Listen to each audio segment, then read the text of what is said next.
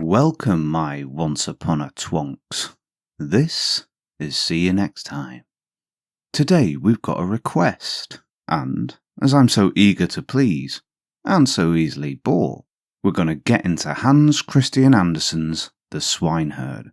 It's a tale set in the inky blackness of space, on a small blue-green planet in the unfashionable backwaters of the western spiral arm of the Milky Way, a planet known as Earth.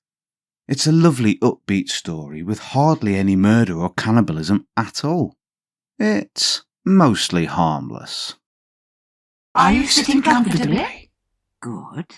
Then we'll begin.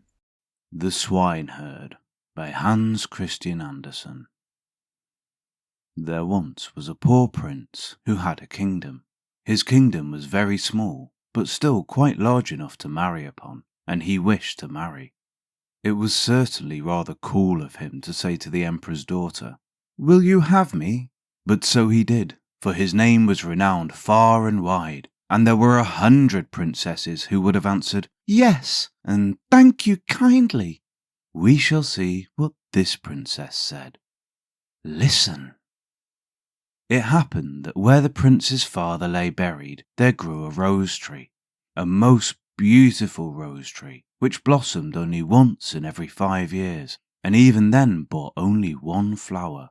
But that was a rose. It smelt so sweet that all cares and sorrows were forgotten by him who inhaled its fragrance. And furthermore, the prince had a nightingale, who could sing in such a manner that it seemed as though all sweet melodies dwelt in her little throat. So the princess was to have the rose and the nightingale, and they were accordingly put into large silver caskets and sent to her. The emperor had them brought into a large hall, where the princess was playing at visiting with the ladies of the court, and when she saw the caskets with the presents, she clapped her hands for joy. "Ah, if it were but a little pussycat," said she. But the rose tree with its beautiful rose came to view. "Oh, how prettily it is made," said all the court ladies. "It is more than pretty," said the emperor. "It is charming." But the princess touched it and was almost ready to cry. "Fie, papa," said she. "It is not made at all. It is natural." "Let us see what is in the other casket before we get into a bad humour," said the emperor. So the nightingale came forth and sang so delightfully that at first no one could say anything ill-humoured of her. "Superbe, charmant!" exclaimed the ladies, for they all used to chatter French, each one worse than her neighbour. "How much the bird reminds me of the musical box that belonged to our blessed empress," said an old knight. "Oh, yes, these are the same tones, the same execution." "Yes, yes," said the emperor, and he wept like a child at the remembrance. "I will still hope that it is not a real bird," said the princess. "Yes, it is a real bird," said those who had brought it. "Well then, let the bird fly," said the princess, and she positively refused to see the prince. However, he was not to be discouraged. He daubed his face over brown and black, pulled his cap over his ears, and knocked on the door. So he blacked up and went round. Nice. "Good day to my lord, the emperor," said he. "Can I have employment at the palace?" "Why, yes," said the emperor. "I want someone to take care of the pigs, for we have a great many of them." So the prince was appointed imperial swineherd. He had a dirty little room close by the pigsty, and there he sat the whole day and worked. By the evening he had made a pretty little kitchen pot. Little bells were hung all around it, and when the pot was boiling, these bells tinkled in the most charming manner and played the old melody. But what was still more curious, whoever held his finger in the smoke of the kitchen pot immediately smelt all the dishes that were cooking on every hearth in the city. This, you see, was something quite different from the rose. Now, the princess happened to walk that way, and when she heard the tune she stood quite still and seemed pleased, for she could play Lieber Orgenstein. It was the only piece she knew, and she played it with one finger. "Why, there is my piece," said the princess. "That swineherd must certainly have been well educated. Go in and ask him the price of the instrument." So one of the court ladies must run in. However, she drew on wooden slippers first. "What will you take for the kitchen pot?" said the lady. "I will have 10 kisses from the princess," said the swineherd. "Yes, indeed," said the lady. "I cannot sell it for less," rejoined the swineherd. "He is an impudent fellow," said the princess, and she walked on. But when she had gone a little way, the bells tinkled so prettily. "Stay," said the princess. "Ask him if he will have 10 kisses from the ladies of my court." "No, thank you," said the swineherd. 10 kisses from the princess, or I keep the kitchen pot myself." "That must not be either," said the princess. "But do you all stand before me that no one may see us." And the court ladies placed themselves in front of her and spread out their dresses. The swineherd got 10 kisses, and the princess the kitchen pot. That was delightful. The pot was boiling the whole evening and the whole of the following day. They knew perfectly well what was cooking at every fire throughout the city. From the chamberlains to the cobblers, the court ladies danced and clapped their hands. "We know who has soup and who has pancakes for dinner today, who has cutlets and who has eggs. How interesting!"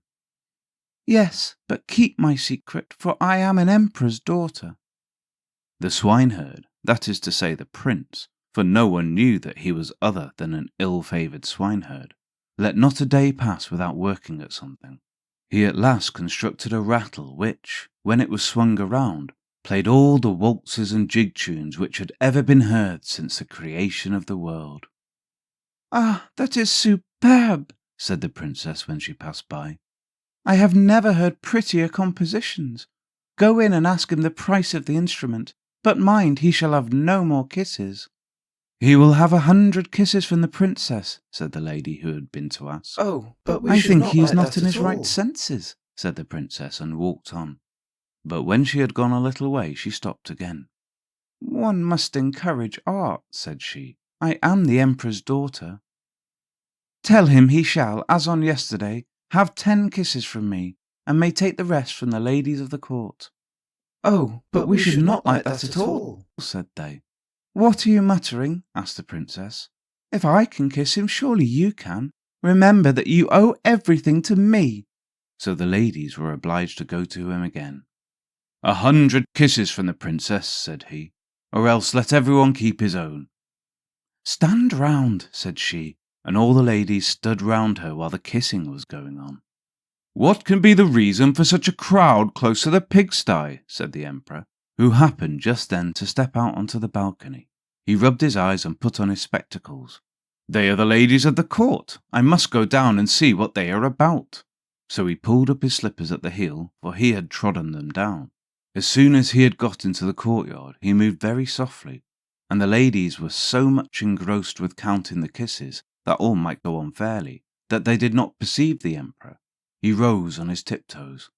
"What is all this?" said he, when he saw what was going on, and he boxed the princess's ears with his slipper, just as the swineherd was taking the 86th kiss.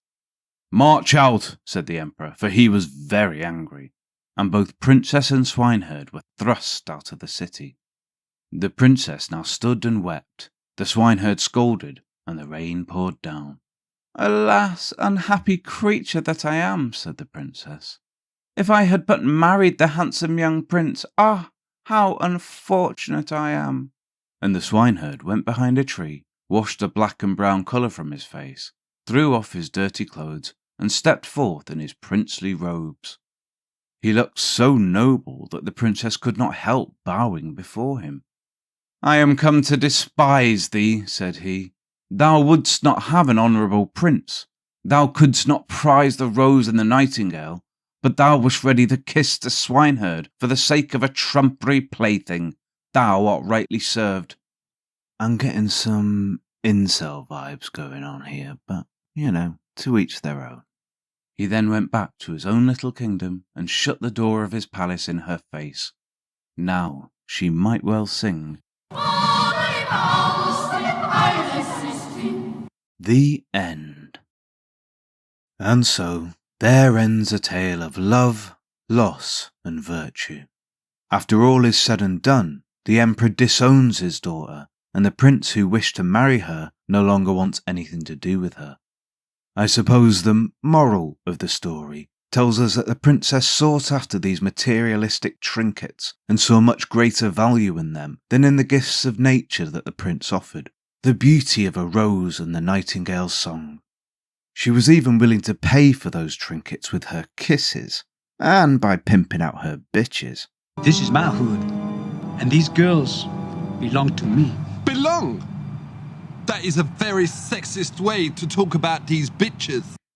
It's a notion that thankfully our society has evolved far beyond. Our thinking elevated to transcend the idea that a woman's worth can be ascribed in direct correlation to her perceived purity.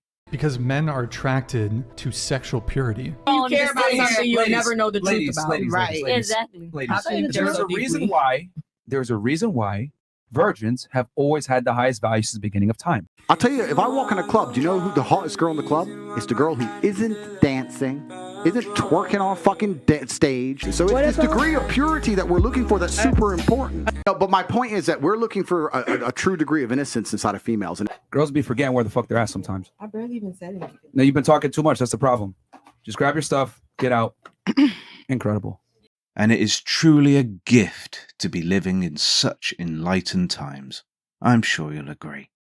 And remember, most importantly, the next time you're offered a beautiful rare rose and a nightingale housed in silver caskets from a prince who later goes on to be a pig farmer at your dad's house, take a moment to breathe and calmly gather your thoughts as you wonder what in the actual holiest of fucks is going on. See you next time.